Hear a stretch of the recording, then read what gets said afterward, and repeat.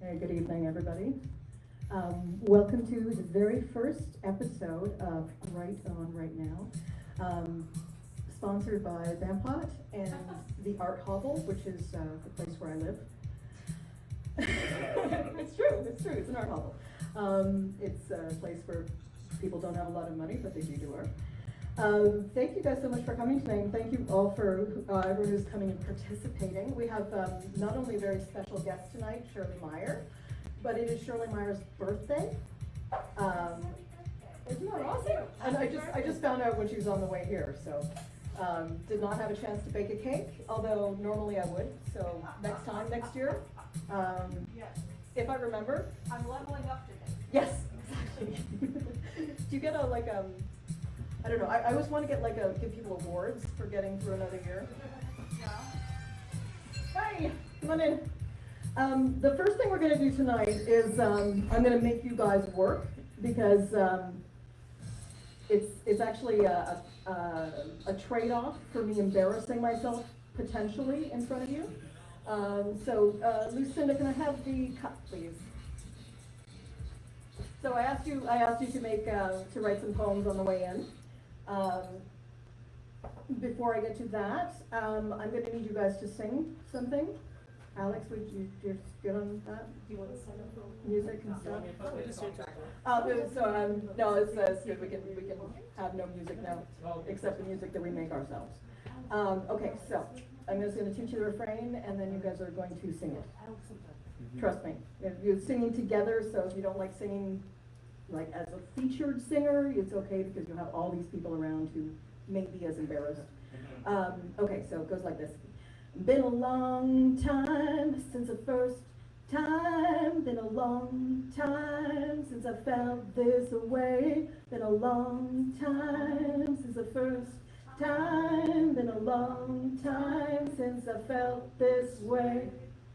Oh my God, you guys are so good. Okay, just one more time, and then I'll tell you how the cup comes into it. Been a long time since the first time. Been a long time since I felt this way. Been a long time. Been a since the first time. Been a long time since I felt this way. Cool. Okay, so you guys have written the verses for this song. I have no idea what I'm going to be singing, so this could be good. Anyone has laced their contribution with profanity, thank you in advance. Okay. And between each of the verses, we'll do the refrain again. So, all right, 1, 2, 3.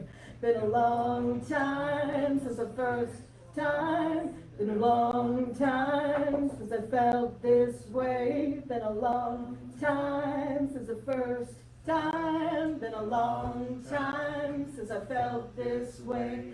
Like clockwork, we resist on the scales of lifetime. Awesome. Been a long time since the first time. Been a long time since I felt this way. Been a long time. Been the first time. Been a long time since I felt this way. Hello, my little cockroach. Have some birthday cake, roach. Been a long time since the first time. Been a long time since I felt this way. Been a long time since the first time. Been a long time since I felt this way. I'll show you my home, but this won't last forever. You are a slave to the search for your next endeavor. It's been a long time since the first time. Been a long time since I felt this way. Been a long time since the first time. Been a long time since I felt this way. Although the moon they sailed, their destination was unknown. Been a long time since the first time. Been a long time since I felt this way. Been a long time since the first time. Been a long time since I felt this way. I stand in uncertainty. I guess that's just the anxiety. Been a long time since the first time. Been a long time since I felt this way. Been a long time since the first time. Been a long time since I felt this way. I'm not sure what the third word here is, but I'm pretty sure you put this in my cup. I chased furry mascots today. I shouldn't have been surprised when they say PTO. Oh, go away! Since the first time, been a long time since I felt this way. Been a long time since the first time. Been finished a long time since I felt this way. Thank you, everyone. I hope I got to your verse. Oh man. The last picture I saw of Lucinda was her with what's his Ace, the mascot for the Jays. She has an incredible talent for chasing mascots. Chasing mascots, Toronto's top mascot chaser. and she's only been banned from many places. Many places. Yeah. I had lost count. It's why we love her. Good evening. Thank you guys all so much for coming. The first readers tonight are going to be myself and gentleman who has been my writing partner and other stuff. This is James Dick. He is I'm very pleased to announce that James has just signed. Yes. Just signed a contract for his first major sale, which is to Analog Magazine, which is fucking incredible. Yes. I am super jealous and may murder him. I'm fine with that, yeah. Thank you. I think my peak. Go ahead. No, yeah, honestly, yeah. No, Analog was a goal of mine for a very long time, either that or Asimov. So, yeah, I'm fine now. Check mark. Okay. That's awesome. So we've been working on a story, and we're going to read it together, but like section by section. I am playing basically the human on board a spaceship, a harvester, which travels through deep space. And James is reading in the persona of the... Basically a giant octopus. Yeah. That's pretty much all you need to know about him. He's like the commander of the... Yes. Yeah.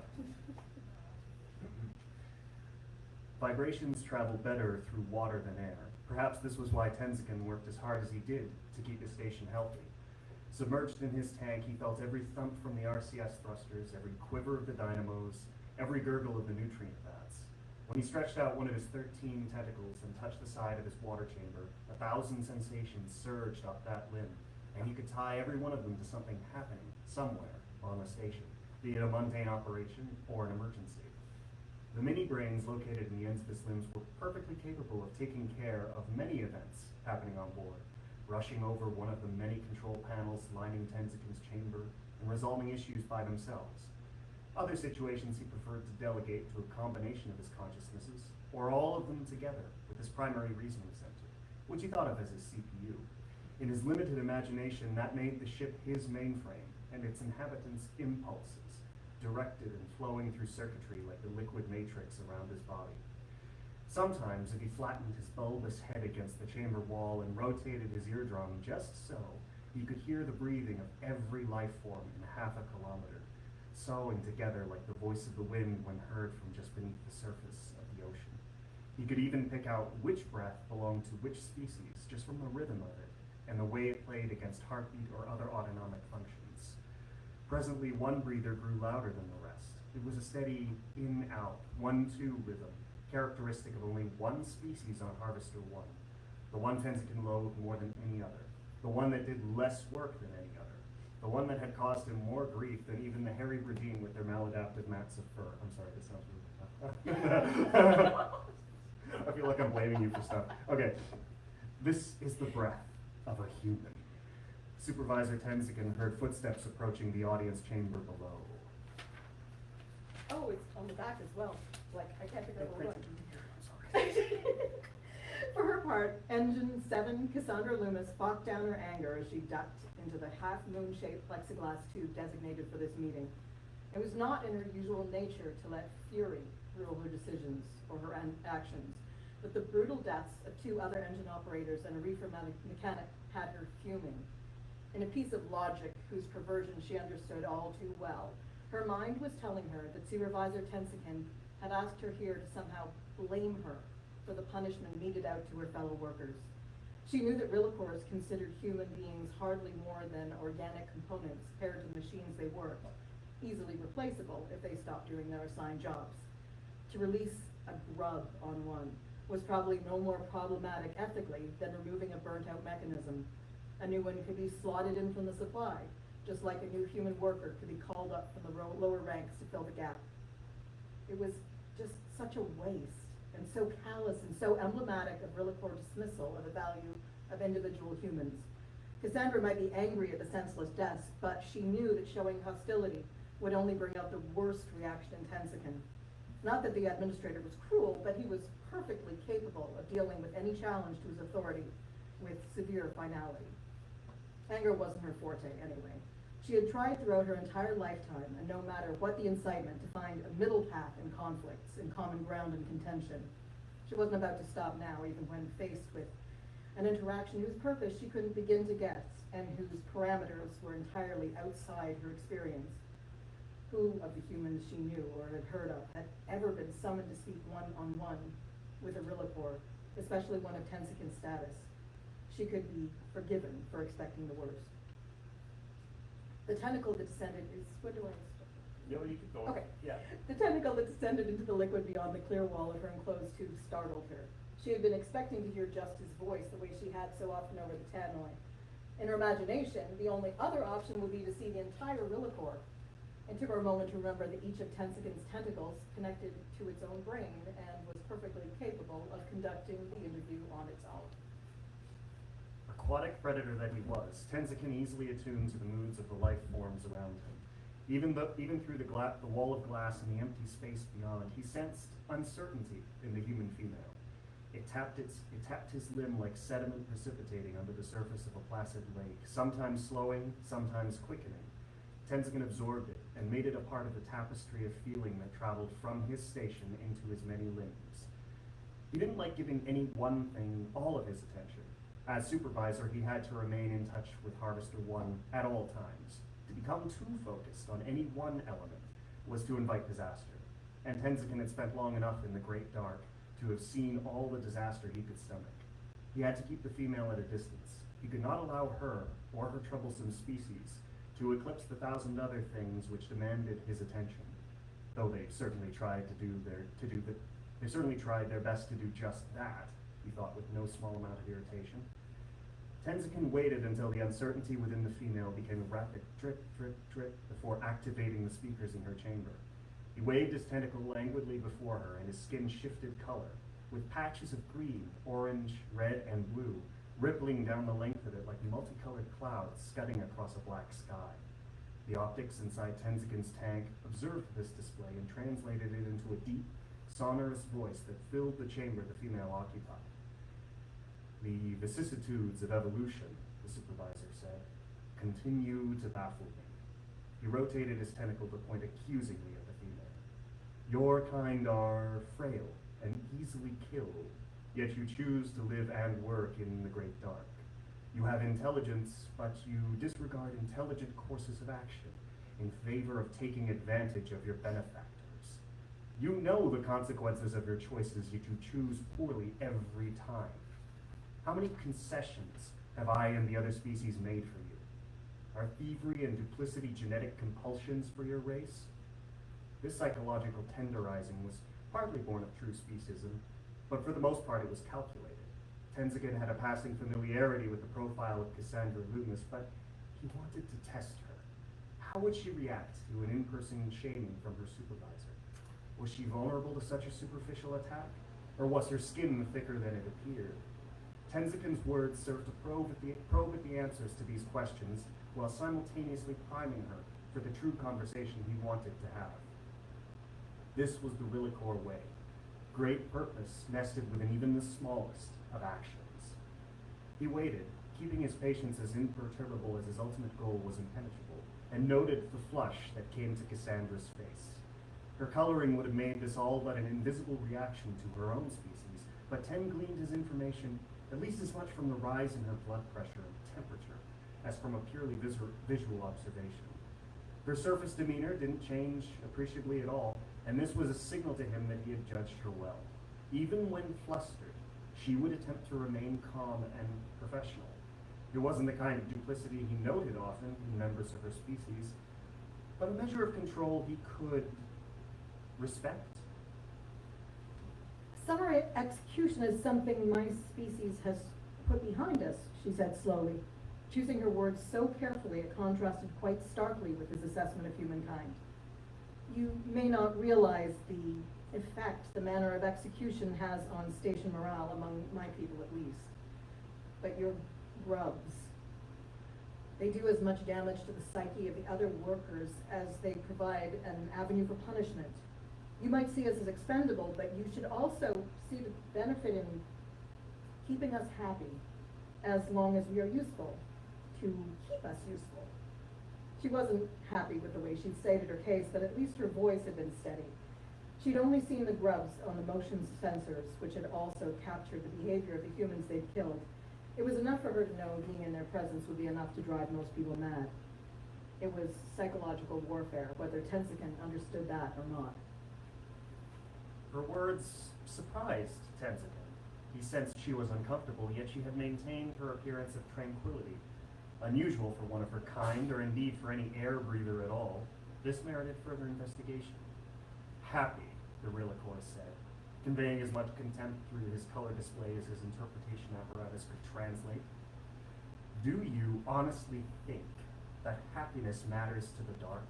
He slammed his tentacle against the glass.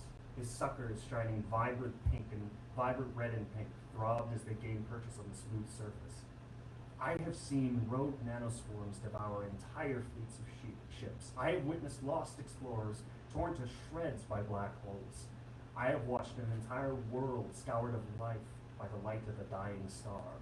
Selfishness, thievery, the dark rewards such behavior with horror and death.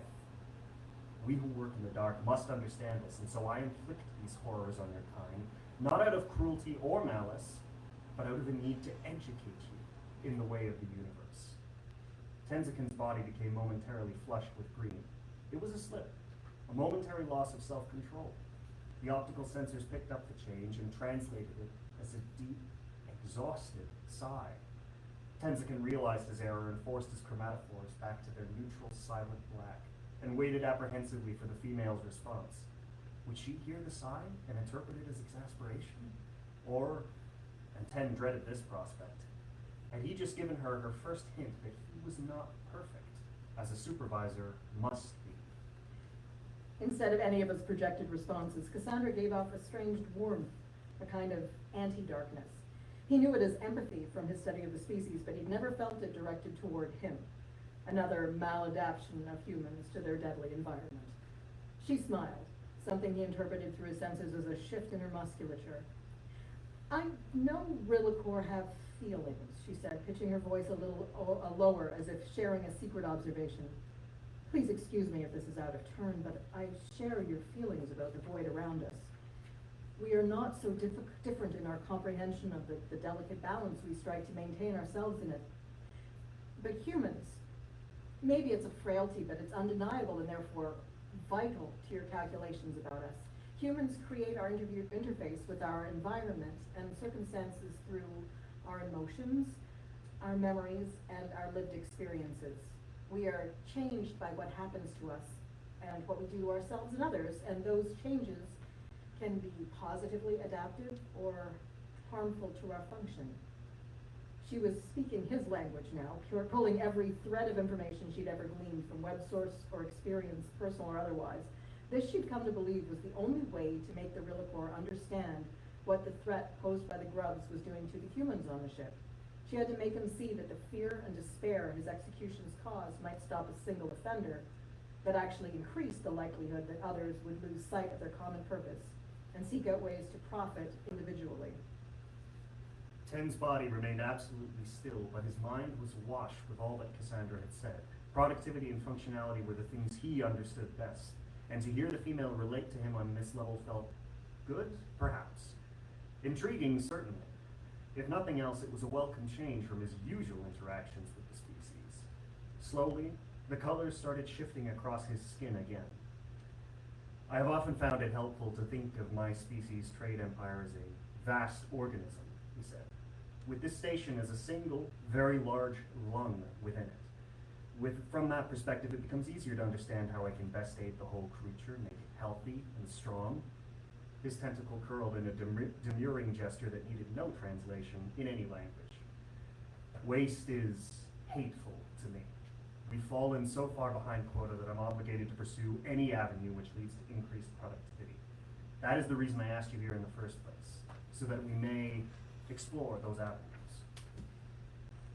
Believe it or not, I have been studying your kind, and I've come to realize there's something you've lacked since your arrival on this station. A leader of your own. How would you, Cassandra Loomis, feel about being that leader for your species here on Harvester 1? He sensed immediately a significant change in her vital signs. It was expected, but not in the way he had anticipated. Instead of the swelling, brightening he was used to sensing when a human was pleased, Cassandra's output of pheromones had suddenly diminished, and her breathing had actually stopped for a few beats of her heart, which had begun to race. Her pupils had dilated, something he rarely saw in humans. He knew it tended to indicate fear or overexposure to light. Since the illumination of the audience chamber had been steady, was she feeling fear? She spoke even more slowly, as if it took a greater effort than it had before. Ten was put in mind of the deepest waters of one of his species' preferred worlds, where the atmospheres were measured in dozens. I don't know what to say, Supervisor. This is unexpected. To be clear, you are asking me to be your interlocutor with my species when I know that you consider us barely capable of rational thought. I assume that I would rank below every other officer on the station by virtue of humanity's low status. You would like me to be the first among the last, so that you can deal with all of us as if we had one voice. To, in effect, admit we are exactly as interchangeable as you see us. Cassandra was aware that the rage she had pushed aside upon approaching Tensikin's chambers was making her fingers tingle and her legs shake. It was hard enough on this station where the air pressure was just a little too low for human comfort, and where the nitrogen content of the air wasn't ideal for optimum performance of body or mind. Was she making a mistake in challenging his attention so blatantly? Couldn't she instead show some gratitude before calling him out on his obvious disdain for hominid bipeds? Although humans ranked lowest on the station, most of the other species who lacked respect or advantage also tended to be two-legged, upright walking with no more than 2 arms and 1 head. His discrimination was easy to understand. What she should do next was anything but. Thank you. Thank you. Thank you. This is, so that's one of the things I'm hoping that we can do in this series is encourage people to bring back longer works if they're working on.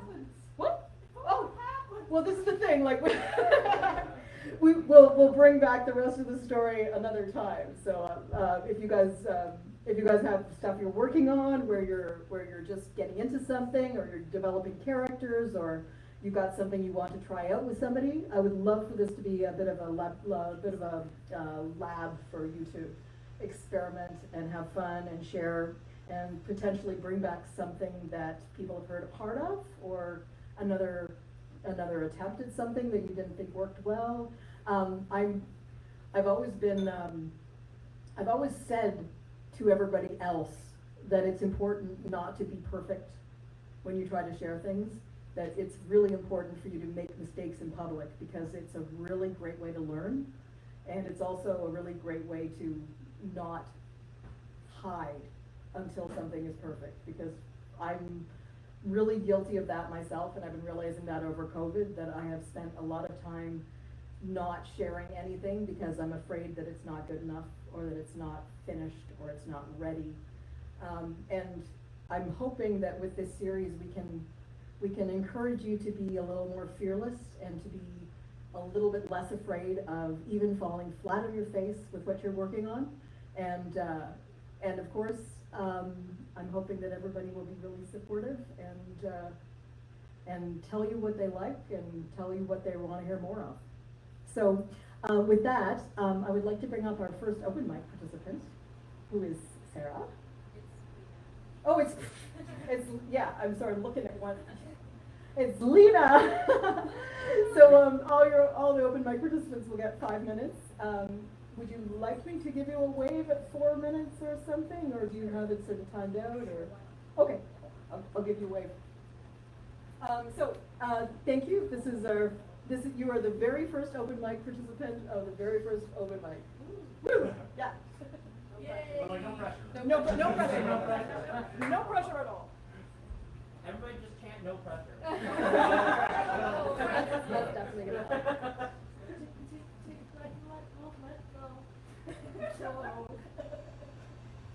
Just break out in song all of a sudden. It happens. Hi everyone, my name is Lena. It's honestly really nice to be here. I'm a human rights activist and poet, and the reason why I say it's really nice to be here is not only is there like really great vibes in this room, and it's a really nice, intimate, cozy space, but it's been a long time since I've put myself out there and performed. It was actually pre-COVID times, and the reason why I actually moved back into my parents' house. But luckily for me, I was able to make the move really recently, so I am residing in Toronto again. It's good to be back after being away for some time. And to be honest, COVID for all of us was a really hard time. It was a struggle. It was a period of grief and loss, and just like challenges when it comes to figuring things out, and just healing from unresolved traumas. And I think for me, one of the main themes that came out of healing in general during this period of time is connecting with my inner child. So I wrote a piece. It's actually a poem that reflects that experience for me in this last little while. It's called The Child Within.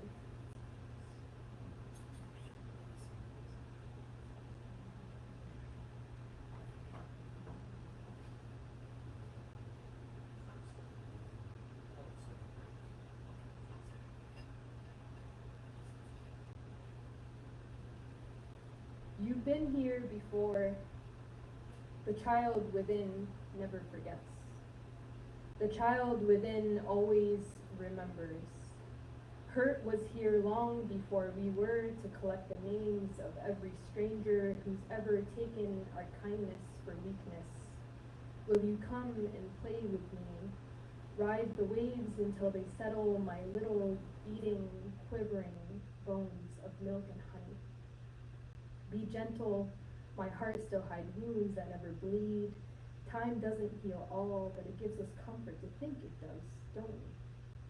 Why else would we praise the rain when it pours, somersaulting in puddles that carry waters made of tears, hoping that tomorrow will carry the weight of an encyclopedia of a broken heart? Relieve the burden of its weight, volumes upon volumes onto solid ground. Lay flowers on sidewalks that bear witness to the pain. Shed skins tossed into the wind with spirits and ghosts of our recent past.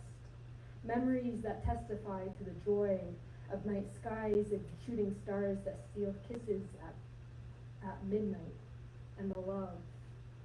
love waiting in typhoons of butterflies and roses. You've been here before. The child within never forgets. The child within always remembers. To heal, you will cry a lot, until Neptune washes away your sorrows in holy waters that baptize the blood-curdling screams in the abyss of Apollo's fire. You will laugh until you have crow's feet for eyes, and a song of Achilles drum up battles yet unsung. Love was here, long before we were to look into the eyes of every loved one who's ever held our hand, leading us back to ourselves. Coming home to oneself is like finally having the homecoming you were never allowed to have. Now you stand at the intersect of what was and what could have been, and you realize that sometimes you will break. But oh, you will mend the hearts touched by crimson kings and demons. Because you are here, you have arrived, slinging arrows and bolts from the thrones of queens. Remember, you are here. The child within never forgets. The child within will thank you. The child within always remembers. They always do. They always remember. Thank you.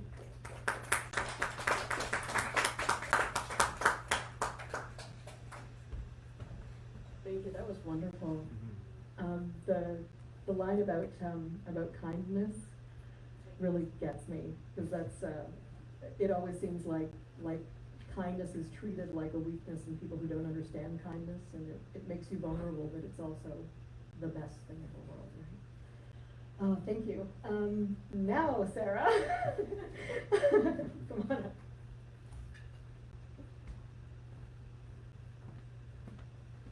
That's going to be really hard to follow. That was amazing. So my name is Sarah, and it's my first time doing anything like this, so please bear with me. I started writing poetry during the pandemic just to find a new hobby and as a creative outlet. So I have a couple short poems for you guys, and I hope you enjoy them.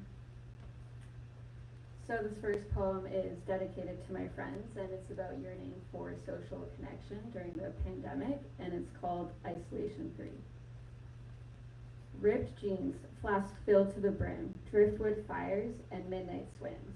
A stolen glance, a subtle touch, the impelling feel of a baseline rush. Sandy toes, sticky shoes, cherry beach, and a Sunday groove. Unified love, willing to share, only if you're foreign to this open air. The end is near, our time will come, out of isolation and into the sun.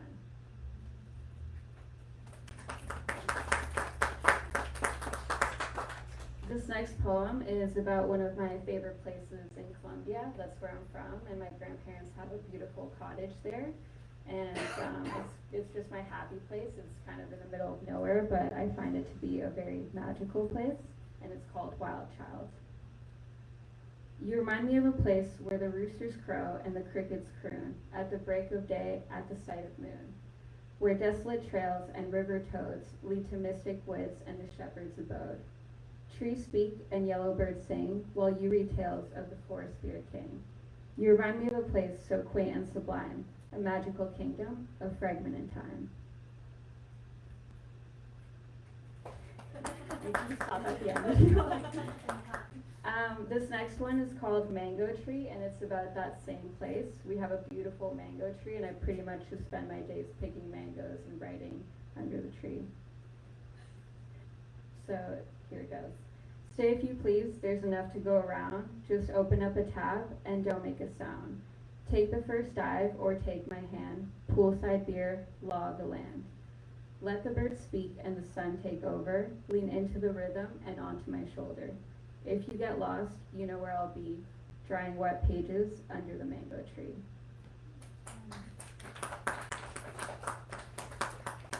This next poem is about a boy. It's called Old Town Bodega. I found you exploding with every beat and every drum, pulling in closer, the night's just begun. I'll be your escape if you'll be mine, free from the confines in a matter of time. Blue-eyed boy, I see you in my dreams. I want to get to know you. Do you want to get to know me? The door opens a bit too wide. I want to close it shut and let the feelings subside. A comfort zone and a nod to the Stoics, one Moscow mule for the amateur poet. A cordial adventure, I'll take you aboard. Let's start over on a friendly accord.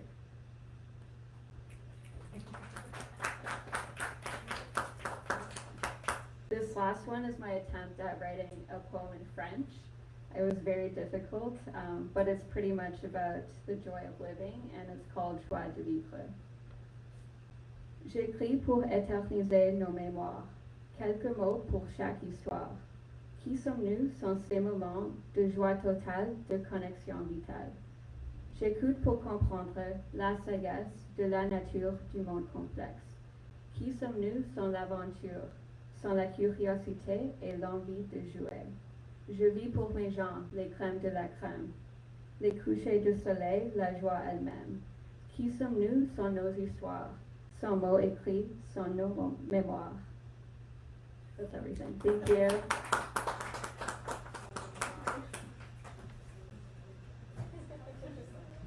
That was lovely.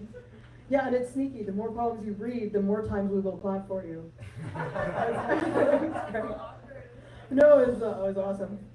That was great. And it's so nice to hear the French too. That's I always think of French as like the best language to write poetry in because everything rhymes, but but that kind of sets the bar high for what kind of poem I guess you want to try to aspire to. You have to find a musician and start writing those into song lyrics. I think so, yeah. Yeah, I was thinking that. I'm sorry, Lena, I meant to mention one of the authors who has some books here. Your poem was making me think of her, Sienna Tristan. It was actually her birthday yesterday, but she actually wrote a book called Homecoming for Heretics. It's about like a sense of alienation in a fantasy world.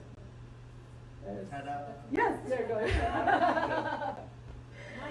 being Vanna. Yeah. Yeah. We're gonna have one more open mic reader, and then I'm gonna bring our gracious host Alex up. Not you, Alex. Other Alex.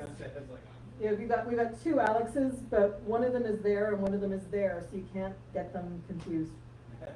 Or maybe you can. I don't know. I'll just stand behind you the entire time. So when I point it. Maybe you can just like address us together. Excellent. I thrive on confusion and miscommunication. It is my meat. So I'd like to bring Carson up for. Okay. Yeah. Are you ready? Sweet. Cool. Pressure. Those amazing performances. Okay, hi. Honestly, I was a little worried that I was going to be the only poet here. I'm really glad I'm not. Okay, so I'll give you the quick rundown. Hi, I'm Carson. I'm a writer, YouTuber, duck in a human form, and I'm not joking. I'm a duck, and I have a wild life. I have been working on a book since 2019, basically describing my experience from a really traumatic experience to sobriety to figuring out who the heck I actually am. So I decided to read 2 pieces from the project that I'm working on, and one of them is about schmacks, and the other one's about transphobia. So really super light topics, right? Okay.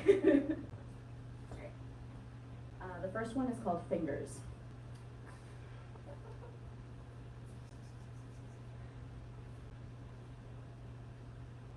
I can still feel your fingers. Their presence lingers, and I try to forget about it. I'm shaking as I write this, scared as fuck to share this, but here goes everything. Your fingers changed me. They taught me how weak in the knees I can be to pain, to pleasure, to lust. Fuck. Your fingers, they were my first. The credit, I know, you don't want to touch, but you did. Your fingers, I recall, feel nothing. That should have been a clue. But your fingers, your fingers made me feel everything. And now I can still feel your fingers. Their presence lingers, and I try to forget about it.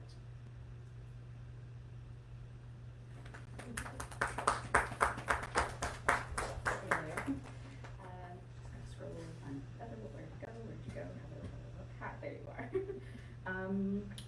Yeah, this is technically supposed to be written as a weird letter, the second one. Take a wild guess as to who I'm talking about. Do you like me? My mind or my body? Do you praise me for my femininity? Like a flower in full bloom, my bosom on display, nurturing, creative, warm, like a summer's day. Do you prefer me that way? Or do you prefer me when I embrace masculinity?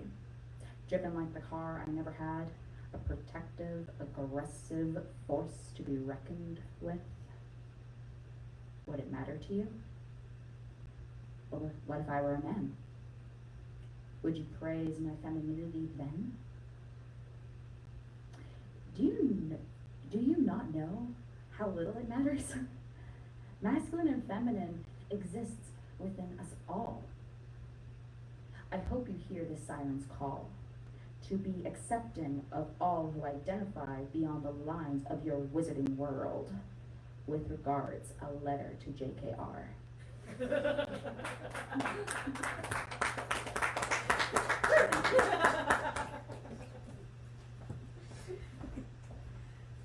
Yeah, how many of our hearts did she break? All of them. Although I just found out that a guy I know from Hamilton, where I'm actually living, is going to be the assistant magic coach for Cursed Child. I know somebody in that play. Oh yeah? Yeah, Are he's they- playing Albus, I think.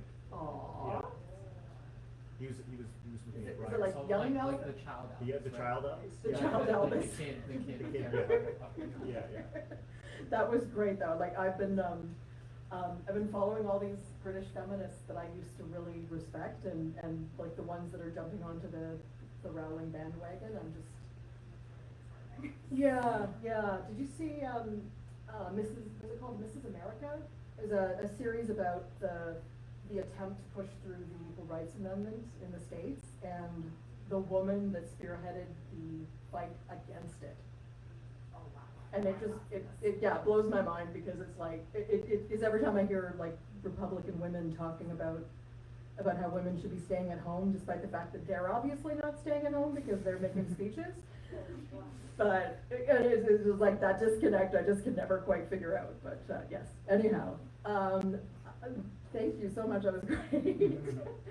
And I'm just so excited that people are sharing these amazing stories and poems. And the next person I'm bringing up is a very good friend of mine who first brought me to this place years ago when they were actually working here.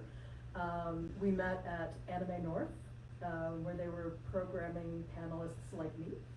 And I have loved this place ever since. And recently they were able to stage a not so hostile on the surface takeover. Is that a good way of describing it? Yeah, I'll explain a little more. But yeah, so this is I'm hoping that this will be the first of the Bampot stories that we hear from Alex over the time that we're here together. So yeah, hi, I'm Alex, they them. Yeah, I did used to work here, which is the context behind some of what I'm working on today. It's also only half of this story in particular. So I'll just jump into this. Because I wrote it from the point of view of having worked here, not currently working here. I once worked at a tea house in downtown Toronto called Bampot. It was a quaint little place on Harbour, a converted old house that was much larger on the inside than it seemed on the outside. A little Hoovian, I know. The place was filled with pillows, hookah pipes, teapots, and eclectic people. You take your shoes off at the door and leave the regular hustle and bustle of Toronto behind. I was hired within the first year of this place existing, meaning I witnessed and contributed to the growth and the pains that go along with it of the business. Until I saw how the tea house operated, I didn't understand at that point the power of community and how you could create such an incredible climate purely out of the collective will of people. Though some people's wills were stronger than others, and they generally got away with too much. One such person was Nora, a witch by design. She made a habit of sowing chaos for the art of it, and through that chaos, made messes wherever she went. I was the unpaid intern following her around with a broom and a dustpan, sometimes quite literally. A quick list of the things she got up to were filling a drawer in the kitchen with sand to create a Zen garden, hanging dead plants along every part of every space in Bampot she could find, which hung there until they rotted away, calling us in the middle of the night to chop off the tail of a dead raccoon with an axe for taxidermy purposes, listening to thunderstorms in the PA at 3 a.m. while ripping up pieces of poetry she had just written and letting it fall around her in piles. She did that on that stage right there, actually, which, just fun. Creating an event for a patio opening party. We didn't have a patio. We didn't have permits to build a patio. We still held that party. And of course, as one does, she bought a clawfoot cast iron bathtub for $400 and put in the alleyway in front of the 1985 Volkswagen Westphalia that was parked there, which she lived in. Not the bathtub, she lived in Westphalia. The bathtub was a problem, mainly because Nora would take baths during the restaurant hours in the nude and hold witchy rituals there.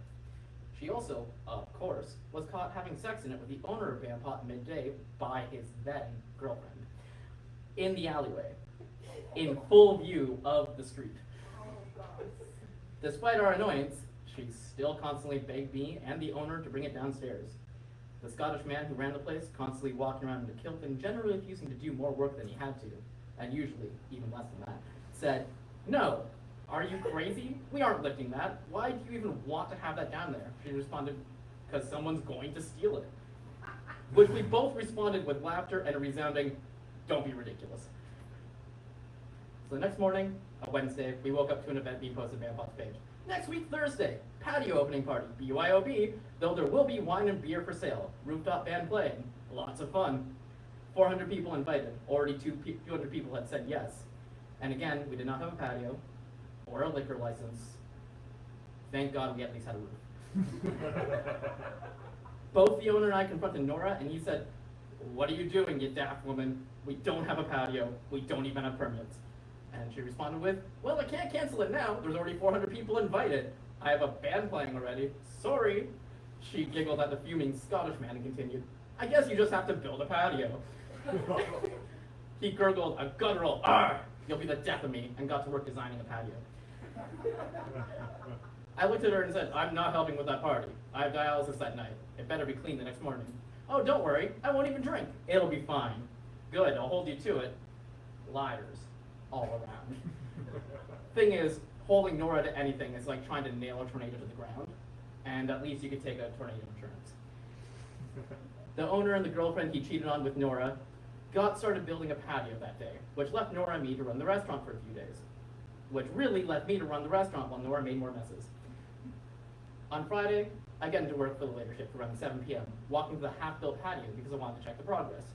They basically started to build a few, these platform boxes that you can put pillows on, kind of like those ones, for the outside, though.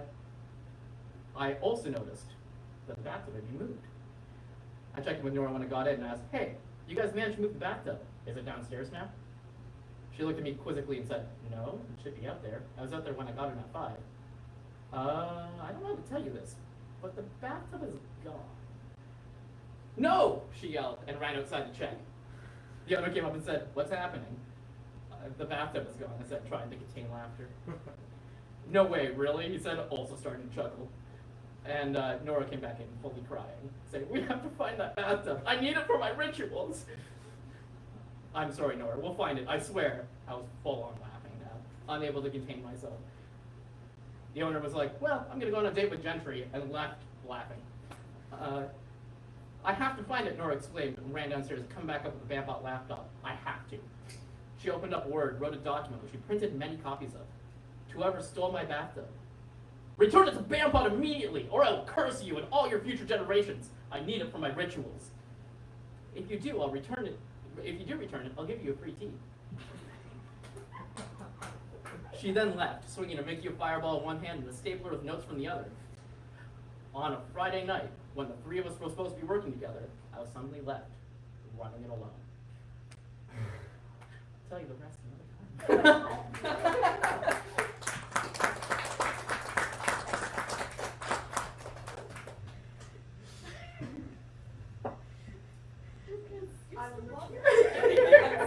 So yeah, I worked here.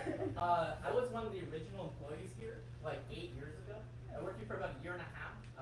Worked here for 80-hour weeks on the schedule, and was paid $250 an hour. I mean, $250 a week. Sorry. Yeah, no, much different. I was paid $250 a week, and I was promised a part ownership of the business. And then after about a year and a half, I was told I was not worth the money that I was being paid. Wow. So I left. Yeah. Exactly. So I left, and then now I own the place. And because of what Bampot is, that's actually like rational and reasonable. That's like the kind of turn of events you expect here. Do either of you guys want to sign up for the open mic? I was gonna ask. You good? Oh yeah. Okay. We are going to take a little bit of a break so that you can use the washroom. Also, if you would like to order any food or drinks, it's a good time. We're going to try to order all the food at the same time, so Alex doesn't have to keep running back and forth.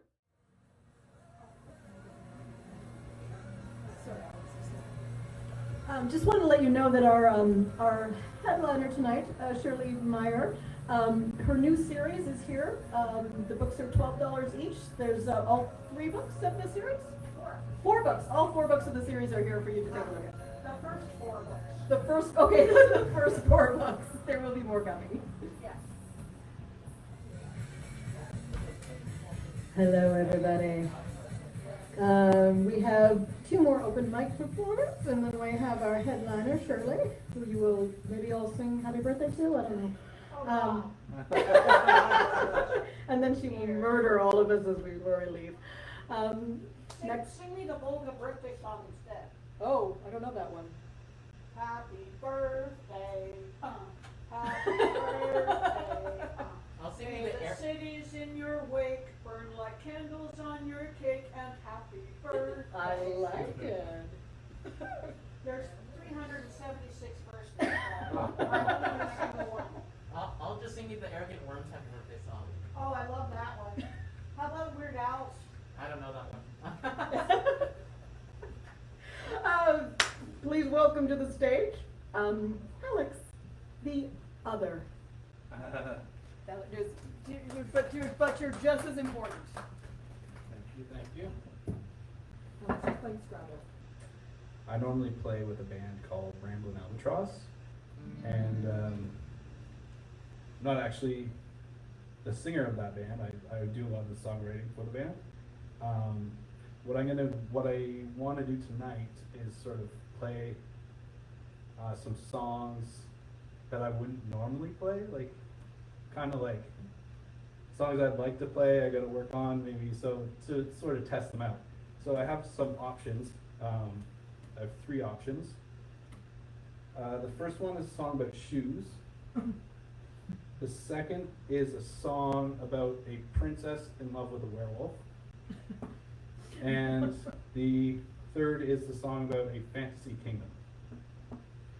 And they're all at various levels of completion. So I may bail on this, we'll see. But does anybody have a preference? Shoes? Shoes?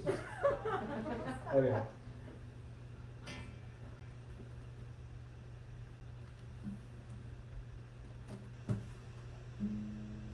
The one I have to tune for a little bit. When you do a song about shoes, do you call it pedestrian? Oh. I'm sorry. Do you use any pedal effects?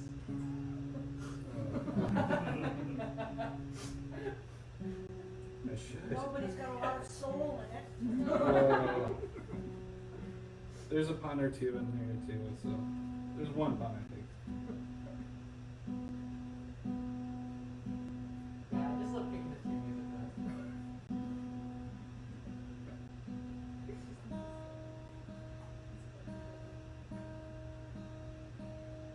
So you have picked one that I practice more often, so that's a good sign. That's good for me.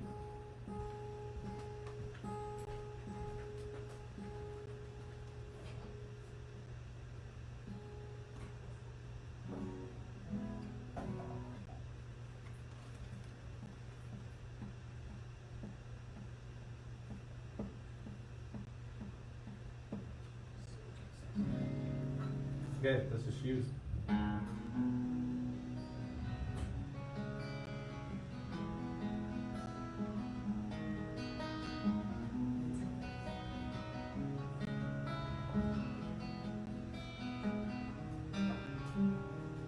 Try to wear the shoes you made for me, and soon you will see.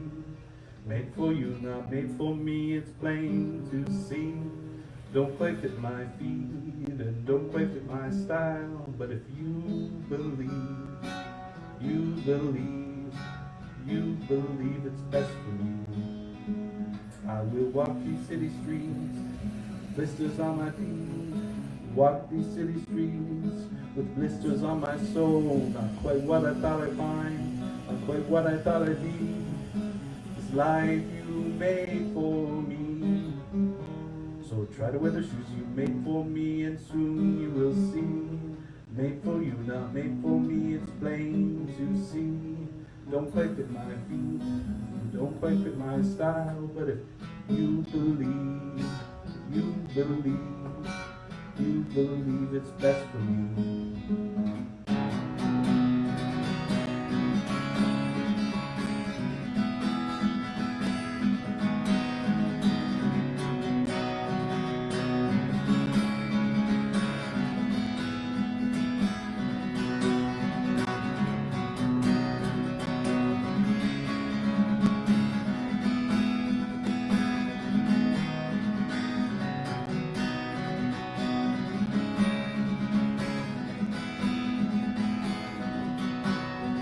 Yes, I thought we could walk to the end of the world, but I found you slowed me down, walking in that way. You, yes, I thought we could walk to the end of the world, but I found you slowed me down, walking in that way you do.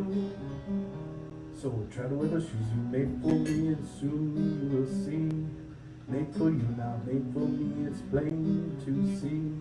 Don't quite fit my feet, don't quite fit my style. But if you believe, you believe, you believe it's best for me.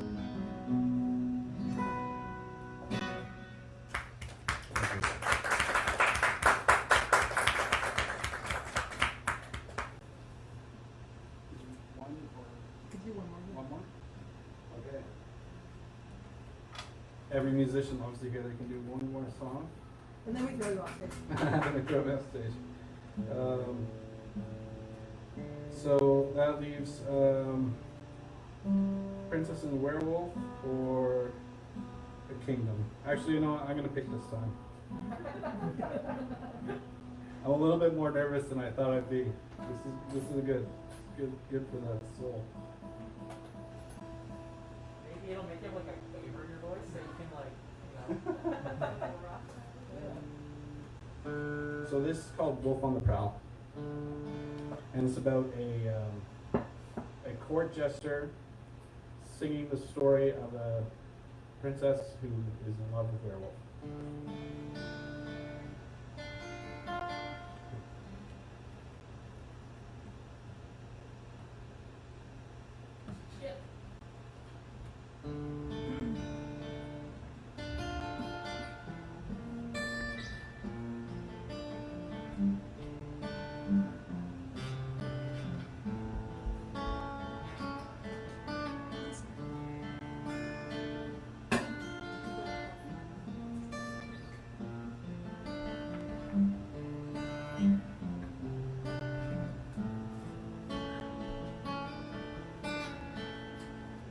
will tell a tale, I will tell it all, I'll be sure to say it all.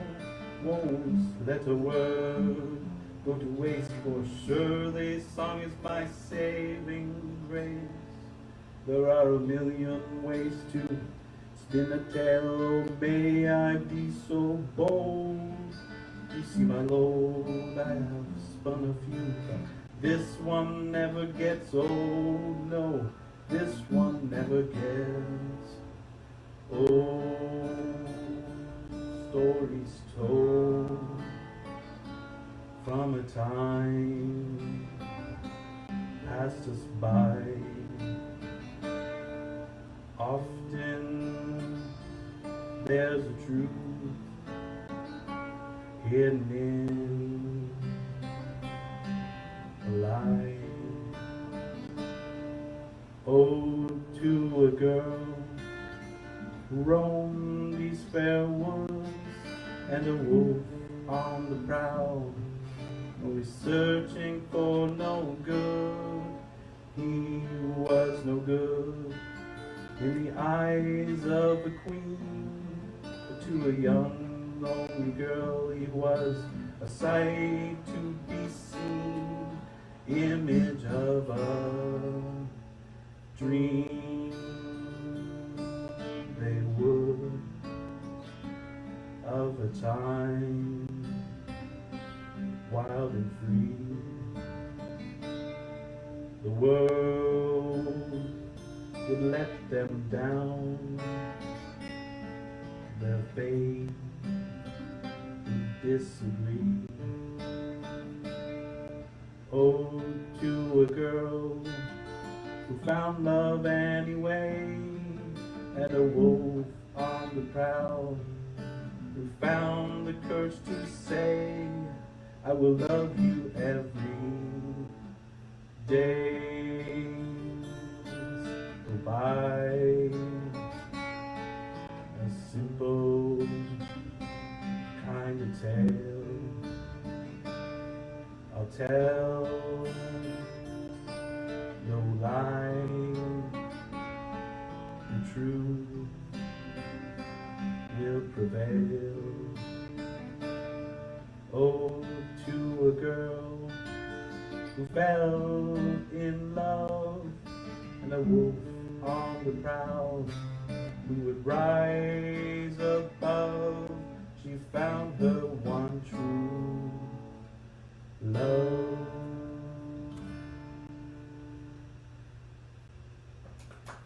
Thank you.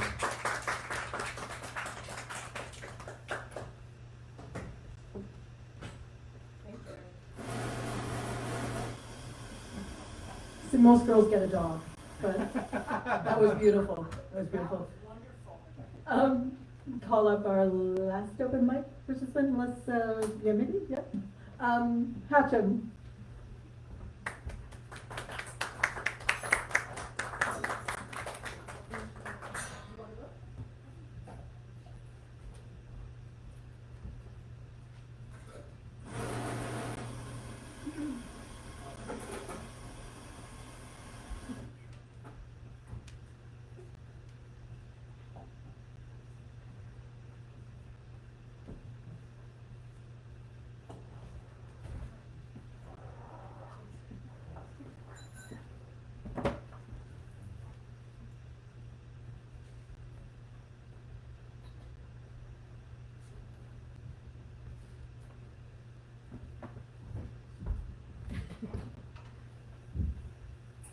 Testing. Okay. Hi, my name is Hatcha. Just want to say I loved all your guys' work. It was very fun to listen to. And I just want to recite a couple of things that I've written myself. I have 2 posts I'm going to share. This first one is titled, How Did I Get Here? Thank you. Okay. So this one's titled, How Did I Get Here? I don't know how anyone can take credit for anything that's happened to them. When I reflect on my past, I see myself as a little ball that was molded by the hand of God and tossed into the world. This little essence of me bouncing around my environment, something sticking to me, others repelling me, some picked up and dropped off at a later time, all shaping me in the story of my life. In my normal waking consciousness, it may seem like where I am makes some semblance of sense. Of course, I'm here today because I came from here and chose to do this, which led to this, and finally here I am now. But when I zoom out, I see that I never had any control. I never had any choices. How could I? To say that I had a choice would be to assume I made myself. But in life, you don't shape yourself, you discover yourself. The choices I've made were dictated by who I am, which I had no part in creating. A higher force created me, and I will fulfill my destiny, like an actor playing their role. We are destined to become who we are, although not everybody makes it, the reason being you lose yourself. The only way to fail in life is not to do what you want, letting things outside you dictate how you live. The many voices of the world flood your mind with ignorant beliefs that fill the subconscious, muddying up the ball of light within that serves as your guide. These voices outside you that taught you how things work, seeming so self-assured, self-confident, but really are empty and deceptive. You are being led by the ignorant, by those who have not a single valuable thing to teach. I didn't learn a thing from school, my parents, society, and in fact, those forces only served to push me away from myself, to blind me. They unconsciously drilled their misguided voices into my mind, staining every moment of my life. My mind was plagued by viruses that made me fall ill. All sickness, physical or mental, is a result of straying from yourself, from God. These voices confounded who I am. I confused them as me. How could I not? They existed in my mind, but when the pain they caused became intolerable and I took a look within, I began to unravel the facade that had distorted my vision for so long. This pain sent me on a hunt in which I found myself. Before discovering myself, the choices I made were influenced by voices outside me, against what I truly desired deep within, thus I would suffer. The suffering was a sign to look inward. The more I looked inward, the less the choices I made would cause me suffering, the truer to myself they were. I was slowly finding myself. Suffering ceases to be when you are in line with who you are. The bouncing ball that I was is now coming to a halt, content as it is. No longer in search of anything, it can now recede into the ground, and like a seed sprouting its roots and fulfilling its destiny to blossom into itself. So that was number one.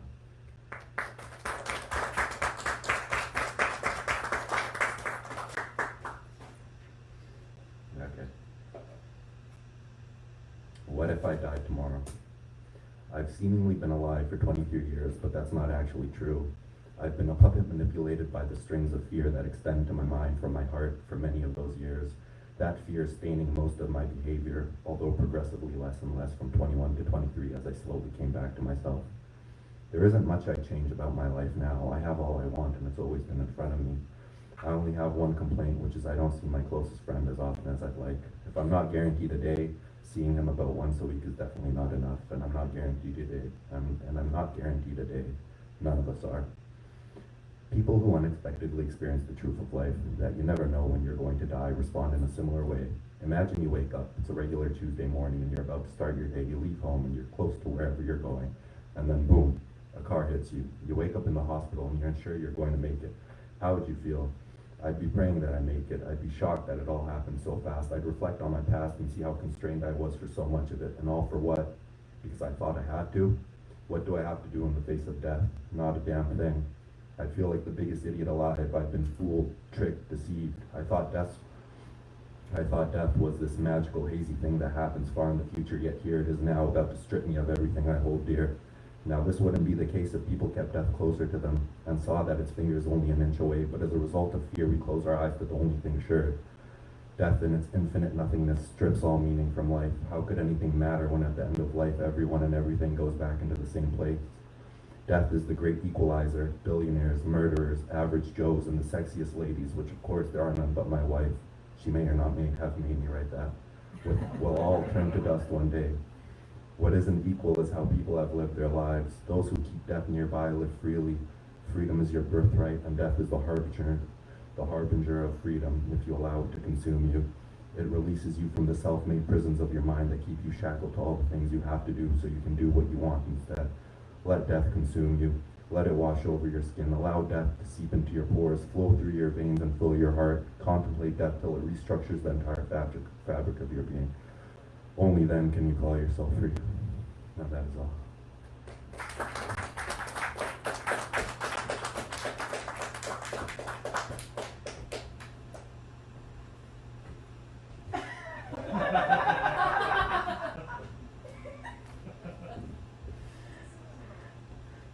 Thank you, that was profound. That was very relatable. I think I was maybe 22 or 23 when I had what I called death year. I had literally somebody I knew or somebody who was close to someone I knew die for every single month of the year. And at the end of it, I said, okay, I get it. Can we stop? Can we stop this? I'm good with death. I'm understanding. And I actually have always kind of valued that experience because it really does make you understand. So, yeah, that was great. We actually have one more quick reader before Shirley's. It's Lucinda. Yeah. I guessed what her thing was about. Apparently I was right, but she might be lying to me because that happens. Lucinda. So TikTok has become a big part of my life since the pandemic started because, nothing else to do for most of it. And there was this lady on there who was reading from a 1917 diary, an entry a day. So I thought, okay, maybe I should start journaling again, but I've always been really terrible with journaling, but I've told myself this time, you don't have to stress and just do a paragraph. Okay, so this entry is from the 22nd of March, 2022. I had misplaced my journal and couldn't find it to write in it, so I started a new job. But I don't like it very much, and I'm sure I'll be going to be fired soon. Well, spoiler, I didn't. On Saturday, Frank and I went to Barrie for a tubing. We stayed for 2.5 hours. We went down with dinner to a local beach restaurant. The tubing was tons of fun. It rained a bit, but didn't pour. It was damp though, so we were soaked by the end of the day. It was still lots of fun. It was super fast and scary at first, but then we got used to it. But it would be a place we go to back again. On Sunday, I went to the St. Patrick's Day parade. I met John Tory, and he said he would be a banana cake.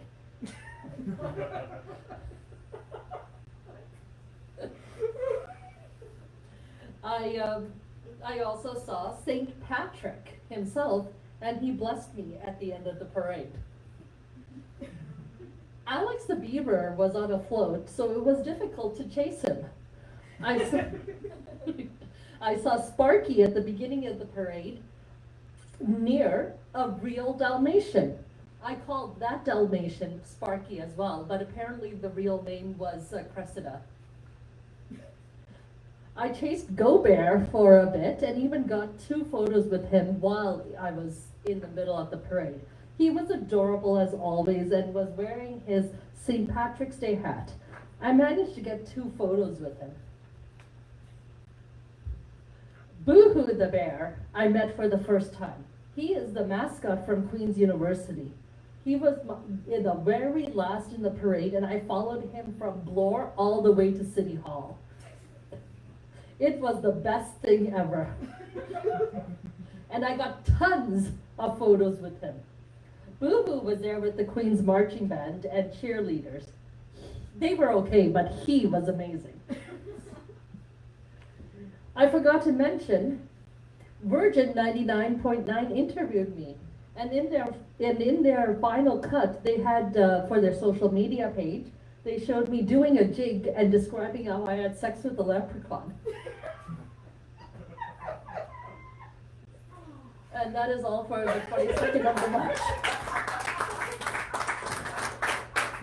Thank you, thank you.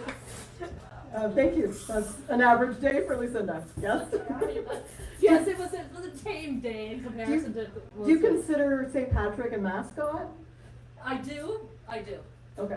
He was originally a saint, but this was St. Patrick and a guy Right. dressing up as St. Patrick. Just But I still like how Santa Claus and Yeah. Coca-Cola and yeah. Yeah, like exactly like how Santa Claus is not alive anymore. Right. Like, Thank you. Thank you so much to all of our open mic participants. I am now absolutely honored to introduce our special guest tonight, Shirley Meier. She is an author who has written more things, more wonderful series, and then also has collaborated with some other amazing writers, showing that she plays well with others. I tried. She tries to play well with others. Her new series is the first four books of her new series are out. We have them available for sale, $12 each if you'd like. Otherwise, please wish her a happy birthday in a morose kind of tone, I guess. No, I'm leveling up. Okay. I'm leveling up today. So, yeah. Everybody, Shirley Meier. Thank you so much. Now what I should do was, what I was gonna do is read the first chapter of the fourth book and trying to get you interested in the whole damn series so you buy them. But Jen is talking about doing stuff, work in progress. So there's a couple of things. I am working on a poetry chapbook called The Underhill Subway. And this one is about halfway through. Let's see if I can get this right. Subway drivers dread the day that Hades and Persephone ride the rails. Their car is private, of course. Purple shadows, and all the lights are blue. The wheels are made of bone and scream. The problem when they hit the human and mortal rails, they tremble and cry for blood.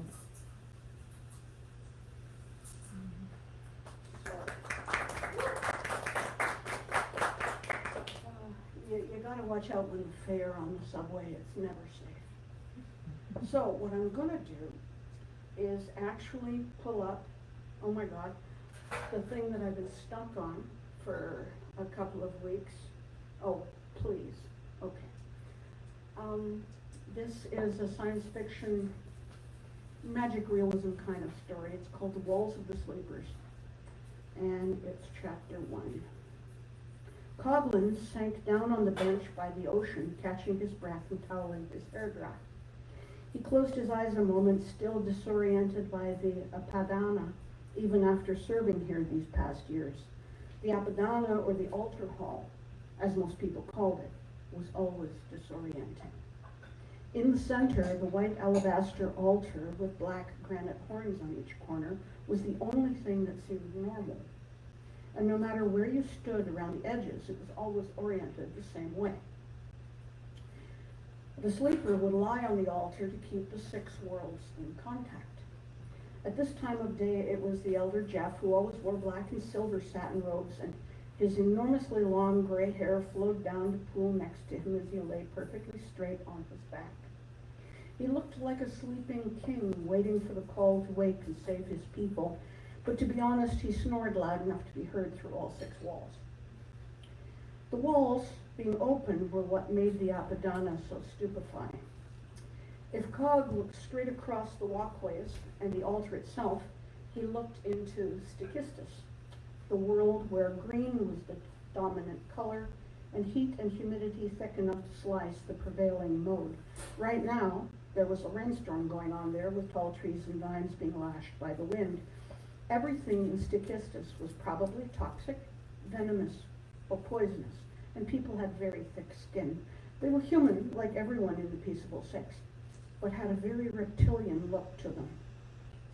If he looked down straight into his own home, Cultistus, mostly blowing snow, ice, and mines, his people were pale because the sun seldom shone at home, except near the middle of the world, and then only for half the year. Today it was a cold, bright, iron blue sky and snow stillness. Behind him, of course, was Mycistus, the world that had so little dry land that people joked it was made up of merchants' toenail clippings. The Apadana's wall into that ocean was about 10 feet down and flickered a lovely turquoise over the white sand. A small school of yellow coinfish flickered by. As a guardian, he found it hardest to learn how to swim, and his bone density made his neutral buoyancy much lower than most people. He half-waved at Danuta on duty now, and she grinned at him. She was originally from Mycistus and the record holder for continuous surface swim and also for deepest free dive. He shrugged and hid his face in the towel again for a moment. He could hear his current love, Jarl, laughing as he caught their interaction. That gorgeous young man had the open, bellowing laugh of Irigol clan from Gotistus. There were always 12 guardians on duty when the walls were open, and only Danuta and Jarl were close enough for him to interact with where he sat. He looked away to his right. Hysistus had a golden yellow-brown sandstorm blowing across the wall. Dust, sand, and scorching dry were the word of the day, and freezing cold at night. That world got most of their water from the ocean, Nacistus, since all water that passed through the walls became pure, leaving a shower of salt or other metals behind. To the left, behind Jarl, Gotistus showed a wild sky and waves of wind in their tall grass. Tall grass, short grass, and grains, most of the food that fed the six. It was where he'd found out he could ride horses and zebu and darn near any other quad they had.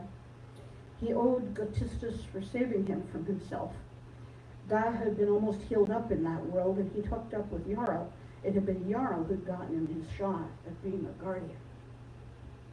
Above was the most disorienting of all. It was the automistus, or the mechanism, the tech. Gears, wheels, metal, flowing or burning or hardening. It seethed and was very hard to look at. You could pick a single wheel or a tooth in the mass visible through the wall, and you wouldn't be able to keep track of it. It would just melt away in your perception as if shy. Not many people traded with the automistus, and Coghlan kept his mouth shut, but he actually found it soothing to watch. That was all of the six, and the altar, and the bands that delineated each world, and the walkways that made up the Apadana where all the worlds touched.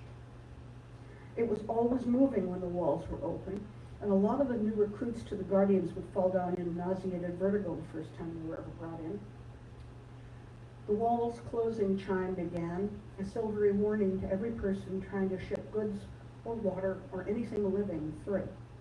It was never healthy for anything alive to be going through a wall when it snapped shut. The chime rose to a waking urgency and the walls closed as Jeff opened his eyes and stretched, yawning. Oh. Suddenly, all the urgent motion of ocean, sandstorm, grass, sea, seething rainstorm, mechanism, and snow all faded to a luminous gray, the worlds fading away to a shining pearl of a closed wall. Doors opened, and from each world's Apadana access, the new shift of guardians came in, the servants to help Jeff get down, servants to replace the black padding and clean the stone where he'd lain, though it never seemed terribly dirty to Cog. Human talk and laughter, noise and motion of a different sort. Cog wasn't on duty till evening, so he stayed put and watched the procession. Rosalind, Jeff's wife, didn't often take her place on the altar anymore to keep the walls open. She had insomnia. And their oldest daughter had just had the most disrupted sleep associated with pregnancy, but the baby slept like a dream. There, Lilium and little Rose came in, everyone hushing as they saw the baby already asleep. There were always a dozen people around the sleepers, as if they needed help, or as if they just wanted to be close to the magic that ran the worlds. Jarl stepped down from his raised pedestal, sheathed his sword, and breezed by, dropping a kiss on Cog's head. I'll have dinner ready when you get off shift. Lolif, he said. Linda and Bruce are going to be joining us since I'm cooking mallow flour stir fry. They'll be stuffed before they go on duty. Love you, Coghlan said. Lilium waved at him and at her other guardians before she laid down on the altar with Rose and nodded off almost at once. The wall's opening chime, a rather deeper one, began to sound, and a moment later all six facets of the Apadana were once more filled with the motion of their worlds, and the trade between them began to flow once more. I never get used to that, Desk General Harshir said as he sat down next to Cog on the bench. Still trying to become a champion swimmer? Cog bounced to his feet, towel in hand. Oh, for peace sake, sit down, men. Cog sat back down on the bench, on the edge of it, and knotted the towels in his fists. Sir? Harshir was a native of Gotistus and had the dark skin, and where Jarl had the neat and tidy mustache of a clan's first son, the desk general affected the chest-length whiskers of a plains chieftain. No need to be so formal, my boy. You're hardly on duty. Cog wasn't sure what to say to that. In the 3 years he'd been a guardian, he'd seen Harsher only a dozen times since his investiture. Sir? I'm on my way through to Hysistus, and I thought I'd stop and say hello, young man. Cog just blinked at him for a moment. If he was going there, then why had he walked all the way over here to do it? Of course, sir. You've been doing very, very well as a guardian, my boy. Quite not what I was given to believe when you were invested. Cog found himself squeezing his towel hard enough that the moisture in it was beginning to drip on his feet. But he didn't let any of what he felt show on his feet. You always kept a blank face to the boss. Any boss. He'd not been the most shining of candidates. Mining scum, rock cracker, itinerant slobby, bilge drinker, muck fucker. He'd heard them all, and more, on 5 of the 6. Rat-eating bastard, even, though the last one wasn't true. His parents had been married, according to the deep-ice priest. When he'd won his place as guardian, he'd heard from half a dozen of his fellow year students that some of their teachers hadn't thought he'd make it. Oh, how so, sir? He kept his tone even and polite, where once he would have just punched the man's lights out. Danuta nodded as she went by, and at the guardian coming in to take her place, even though their faceplate was shut. All of the new shift had their faces covered. That was wrong. Cog tapped the towel around his waist, holding up a hand to stop the desk general talking. Danuta sank to her knees mid-step and then onto her face. The guardian, armored person going up to the bridge to the altar, wasn't supposed to be approaching the sleeper. Their sword was, "Lily, wake up!" He dodged away from where Harsher reached toward him, a rip pulling down his towel, a sting on his thigh. He ran down the bridge as Lily woke. The emergency shutdown began to wail, and Rose, deeply sleeping baby, began to cry even before she was awake. The walls began flickering, throwing anything in transit out. Cog ran in a nightmare of slowness, bare feet on black, as what he could clearly see was a false guardian raising their sword over the 2 on the altar. Lily rolled off the end, away from the strike. Cog's breath burned in his throat, empty hands outstretched. Lily, half tangled in her robes on her knees, flung Rose into his outstretched hands. What else could he do but catch her, just as the assassin brought the sword around and struck Lily's head half off, and her blood coated him and the altar and the bridges. The baby was screaming in his ear. The walls shut down, howling. Other false guardians were drawing their swords, and he had nothing, only a towel. Desk General Harsher stood directing the killers, and everywhere from the altar was down, so he did the only thing he could do. The walls were still open somehow. He clapped a hand over Rosie's nose and mouth and jumped into the ocean wall, hoping. That's chapter 1. So, I'm having a lot of fun with this one. I got stuck about 4 months ago. And I'm in the middle of the jungle, so it's going to be fun. If you're interested in Eclipse Court, the latest one is the easiest to read because my character is out of the insanity. The first 2 books, 11-year-old boy growing up in something as equivalently corrupt as the Persian court. Really gruesome and, blood marble and gilded filth. You can kind of get it. Prince Under the Mountain, he is a prisoner of the fantasy world equivalent of SS Guardians. They're trying to teach him how to be a crazy bastard to take the empire back. Okay? 4th book, he's gotten away from them. That's how it starts. So, that's what I'm working on now, and I'm glad you could listen.